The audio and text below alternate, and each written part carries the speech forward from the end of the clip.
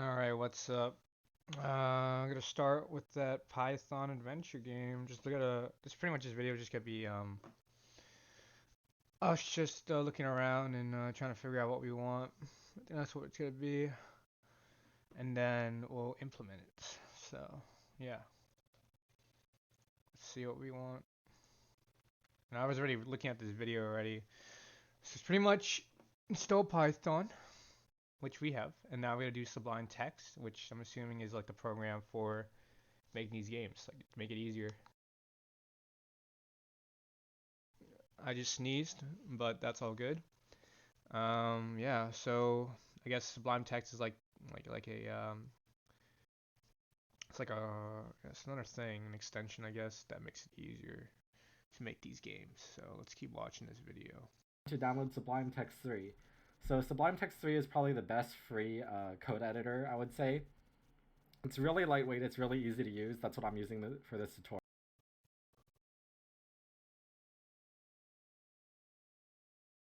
Huh.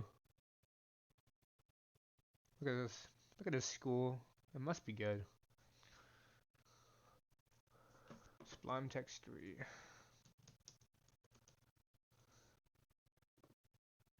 Sublime Text 4 has been released. Oh, wow.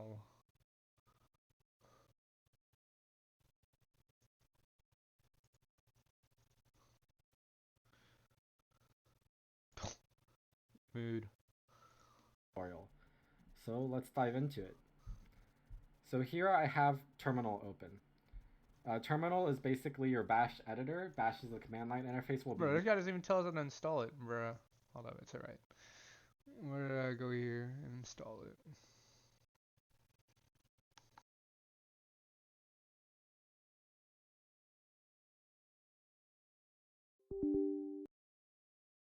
Alright, free ball in this. And we got it, yeah. Using to run our text RPG. We're not publishing it as an executable or anything else. And there's a few basic commands I want you to know to be able to navigate this and run our game. The first will be ls.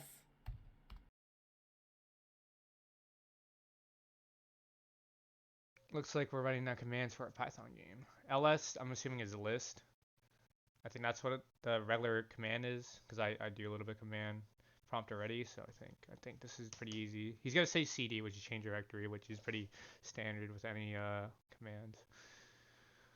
Python game codes to no commands.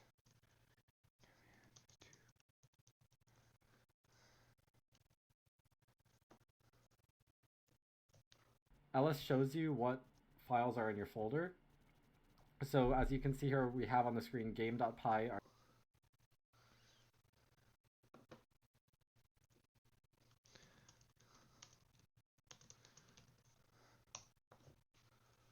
Different thumbnails for the videos that I've made ahead of time, 5 parts ideally. And basically, ls just shows you the contents of the current directory you'll be in. cd, which stands for change directory, lets you go to different directories. So if you press cd, Yep.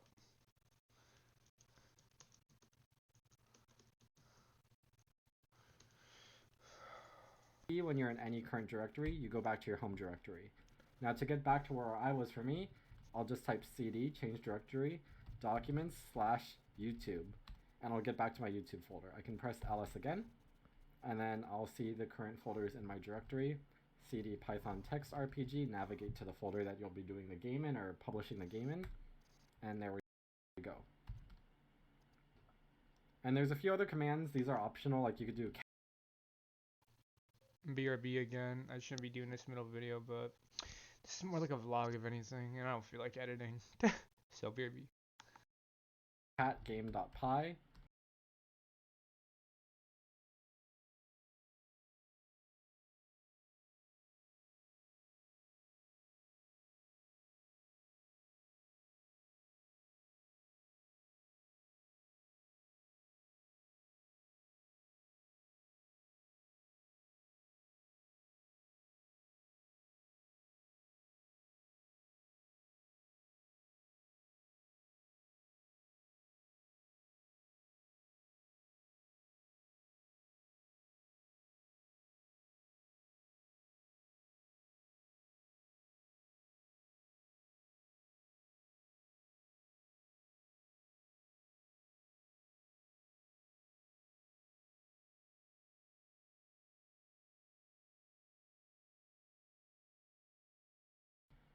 Oh, well, there's nothing in Back. it, but that will show you what the text contents of your game is.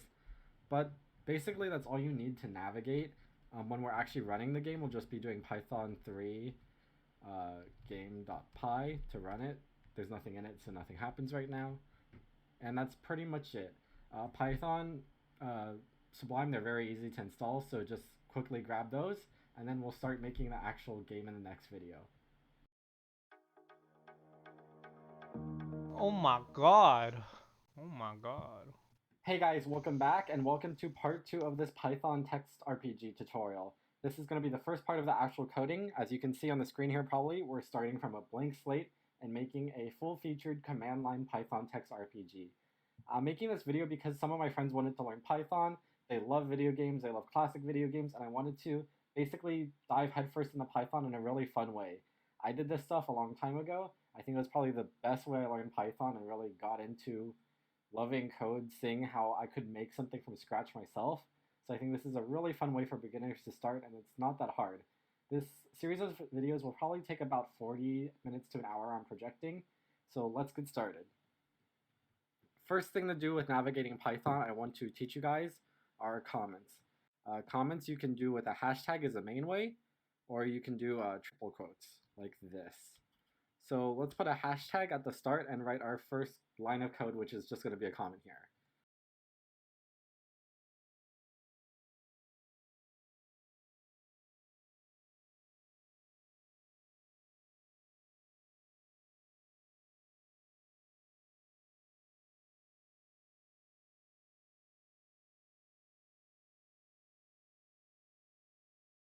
Let me check something, because I have PyCharm, and I remember reading in the comments of the other video that they asked if you can use that. Bruh.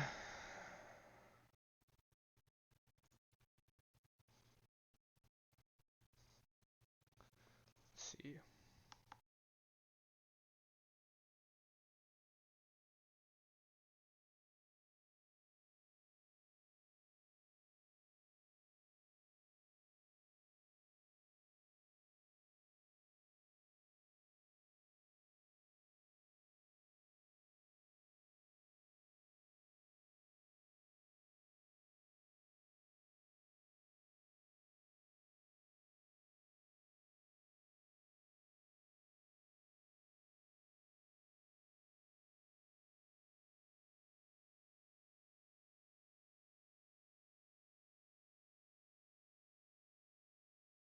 I don't even know, bro. What he's trying to say? I'm assuming.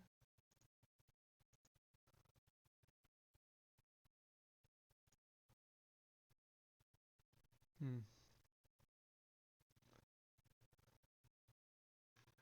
Well, that's new. We gotta figure out. I mean, I'm assuming it's just like, this is. I'm assuming it's the same thing as this, but who knows? Let's watch videos, guys. Let's watch more videos, cause I'm too lazy. It's like a tool belt for software developers. Software creation can be a complicated thing, even for professionals, often involving numerous tools for code creation, building, and testing. An integrated development environment, or IDE, is like software development tool belt, consolidating many of these functions together in a single framework, application, or service. An IDE simplifies software development by enabling the deployment and management of multiple tools at once. Things like text editors, code libraries, compilers, and test platforms, improving overall developer productivity. Through one graphical user interface, an IDE enables source code writing and editing, translation into a readable language for the computer, and software testing to solve issues or bugs. IDEs eliminate time spent choosing, configuring, and even learning various tools. An IDE can also include programmable editors, object and data modeling, unit testing, and they can even build automation tools. Developers choose an IDE based on the type of application they want to produce and what tools they prioritize. IDEs can be open source or commercial, a standalone application or part of a package, range from web-based to cloud-based to mobile, and be language-specific or multi-language.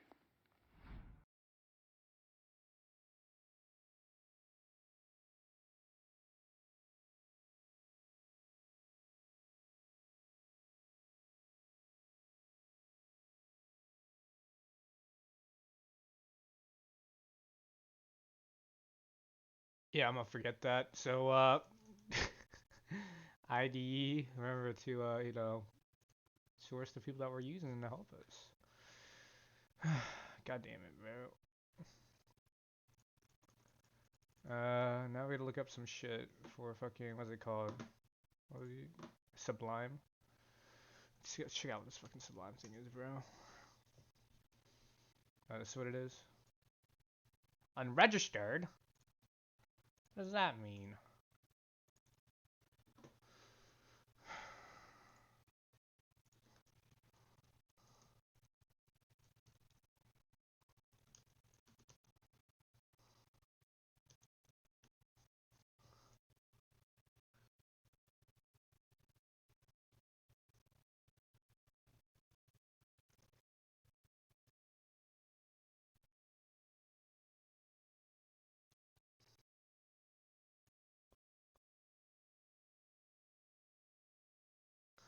Bruh.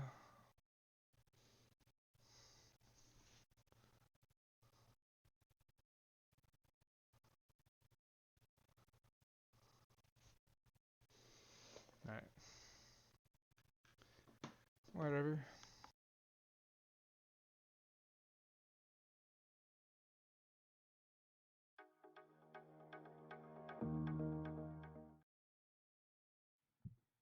Hey guys, welcome back and welcome to part 2 of this Python text RPG tutorial. This is going to be the first part of the actual coding. As you can see on the screen here probably, we're starting from a blank slate and making a full-featured command line Python text RPG. I'm making this video because some of my friends wanted to learn Python. They love video games, they love classic video games, and I wanted to basically dive headfirst into Python in a really fun way. I did this stuff a long time ago. I think it was probably the best way I learned Python and really got into loving code, seeing how I could make something from scratch myself. So I think this is a really fun way for beginners to start, and it's not that hard. This series of videos will probably take about 40 minutes to an hour, I'm projecting. So let's get started. First thing to do with navigating Python I want to teach you guys are comments. Comments you can do with a hashtag as a main way, or you can do triple quotes like this. So let's put a hashtag at the start and write our first line, or you can do triple quotes. First thing to do with navigating Python I want to teach you guys are comments.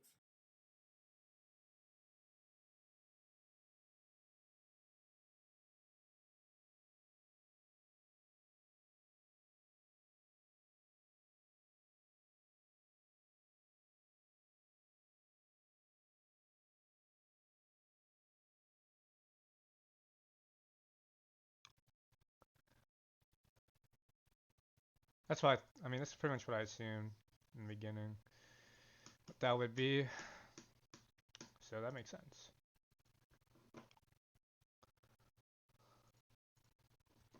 Comments you can do with a hashtag as a main way,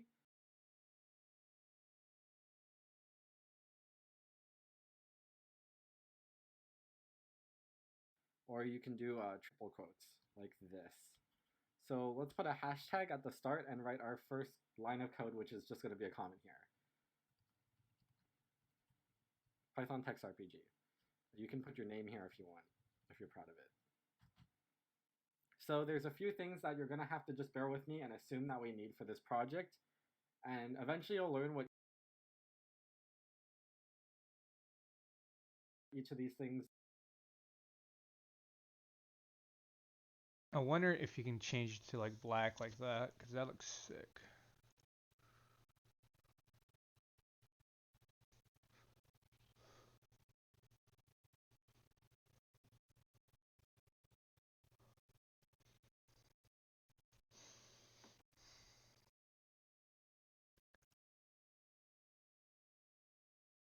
Celeste. Oh no, that's fucking awful.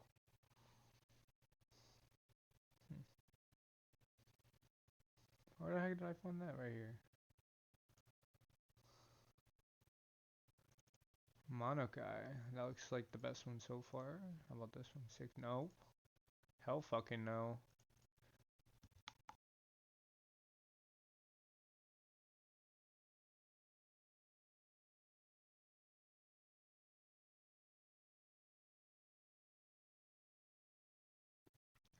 Well, I want an all black like that guy, but I don't think it's happening. Oh, fuck. Oh my god, this is like HTML days, bro. Fuck that. We ain't doing that yet. Default dark. Oh, okay, that's a bit better. Yeah, that looks good. That looks good. What kind of monster would use the brighter colors, bro? Everybody uses dark mode. Take this off, bro. Take this off!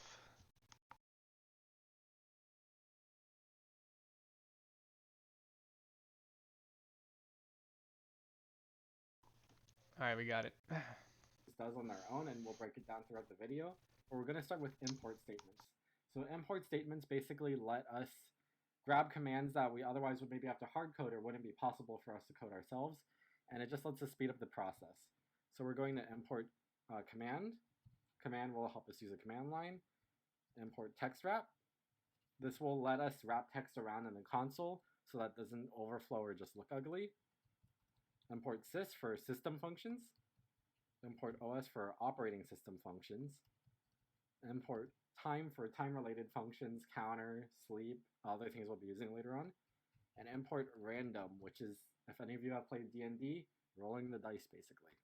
And we'll set a thing that we'll name now screen width. We'll set it to 100. So for those of you who might have seen JavaScript, Java classes like in Minecraft, there's a thing called camel case. So you would name your stuff like screen width to things will be import for us to code ourselves, and it just lets us speed up the process. So we're going to import command. Command will help us use a command line. Import text wrap.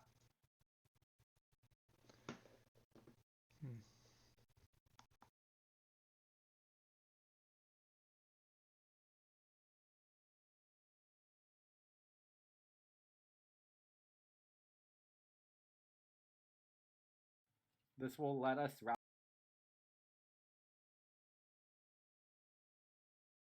text around in the console so that doesn't overflow or just look ugly. Import sys for system functions.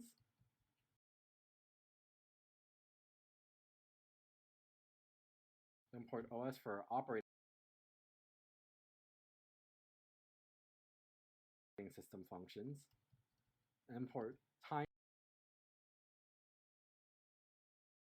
for time-related functions, counter, sleep, other things we'll be using later on.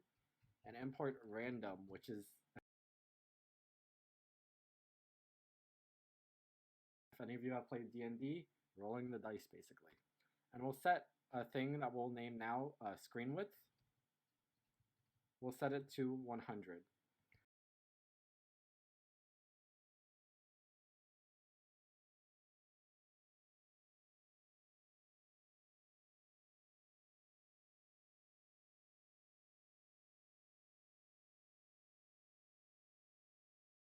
So for those of you who might have seen JavaScript, Java classes like in Minecraft, there's a thing called camel case. So you would name your stuff like screen width like that, with a second word being capitalized and every word on after that.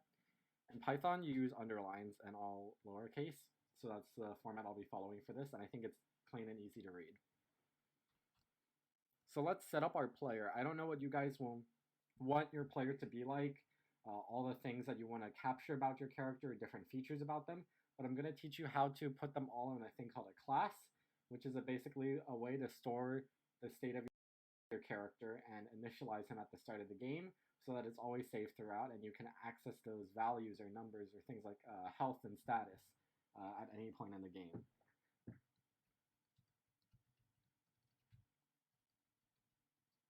So I'm making these nice comments here so that we can basically see where stuff goes once our file starts becoming long and kind of convoluted. So this will be our player.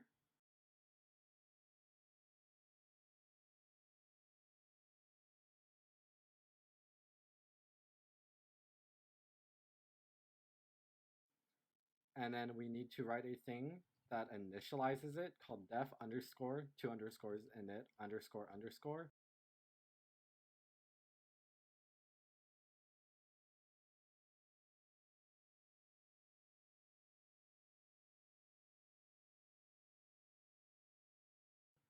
self.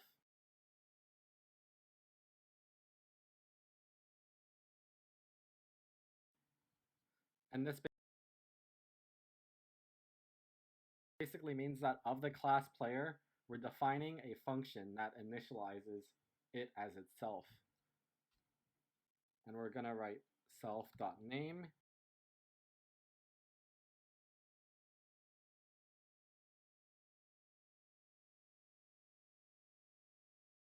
equals a placeholder right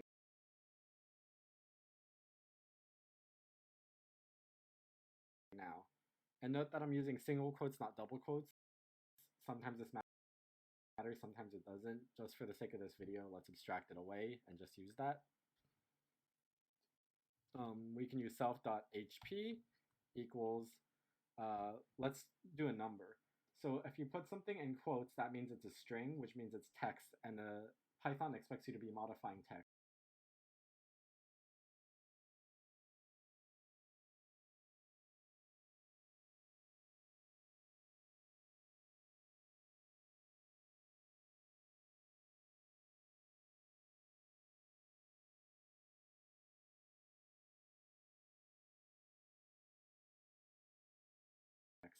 Well, if you put it as a number, it automatically initializes to an integer or a double if you put 0.0, a double meaning a decimal number. So let's just leave it as self.hp equals 0 for now. Let's also add magic points equals 0. Let's see, what else do we want? What other things?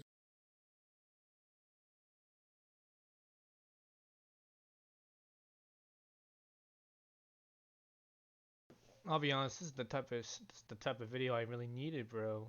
Straight to the point with all the stuff I want and makes sense. Just all makes sense. This would be great for a fantasy RPG. Status effects.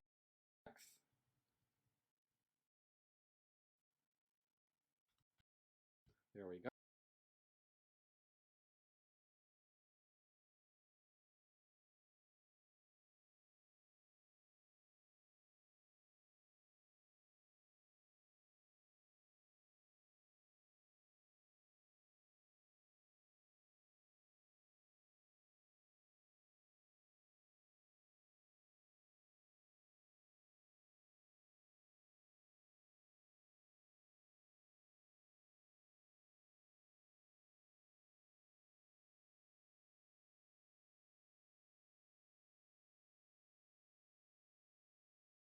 Go.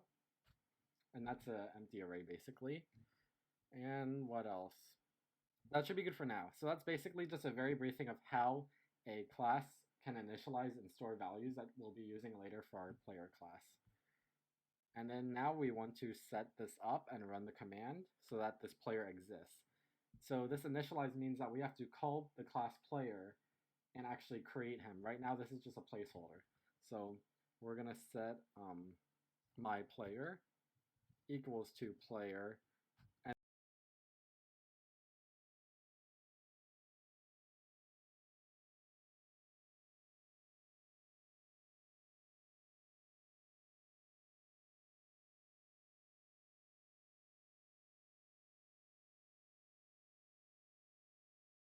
And these two brackets at the end, or the single bracket, means that we're calling the function player inside class player, so the initializer. And now my player is set up and ready to go. Now, moving on to the title screen. I think that's what we'll leave it off to for today. I only got like 5 minutes left. So that was pretty good. Honestly, this is a great video already. And that's my 30 minutes really of trying to work on this stuff and figure it out. I guess well, after I learn all this coding stuff, I think I'll share some of the story, because I actually have that written down already. That's the only thing I really worked on my own time in preparation. All this coding stuff was I wanted to do, but I just didn't have the time, and I guess the pure motivation that I do now due to work, but also just because of laziness, I think too. So yeah, let's do some type eraser.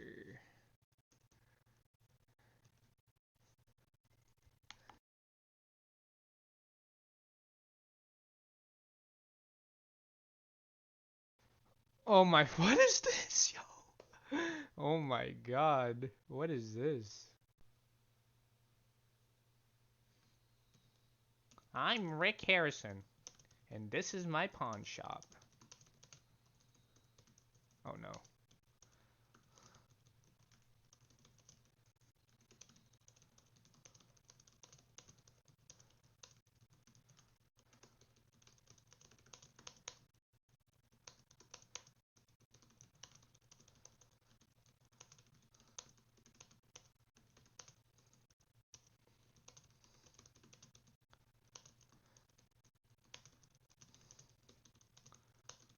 Oh, damn, this got quick as hell. But 78 words per minute, bro. What happened, bro?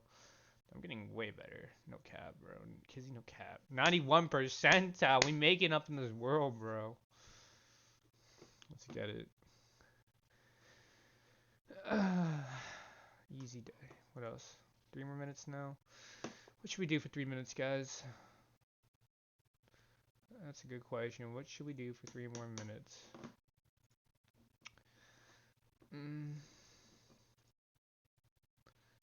I don't know. We ramble. Well, we're rambling right now. Guess we just don't do anything. Just chill. Just relax. Huh.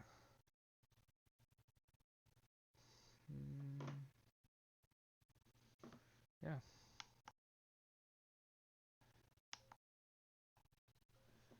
Let's actually look for some. What should we do?